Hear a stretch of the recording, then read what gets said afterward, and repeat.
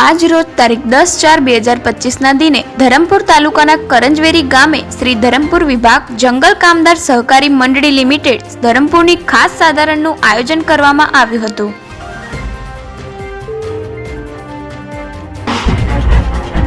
જ્યાં જે મંડળીના આશરે 4300થી વધારે સભાસદોની આજની ખાસ સામાન્ય સભાના પ્રમુખ તરીકે કલ્પેશ પટેલની વરણી કરવામાં આવી અને મંડળની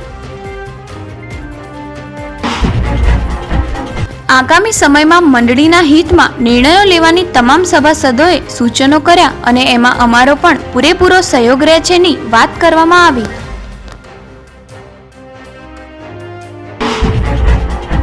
જ્યાં ધરમપુર તાલુકાના ધારાસભ્ય શ્રી અરવિંદ પટેલ અને કપરાડા તાલુકાના ધારાસભ્ય શ્રી જીતુભાઈ ચૌધરી અને મોટી સંખ્યામાં મંડળીના સભાસદો હાજર રહ્યા હતા।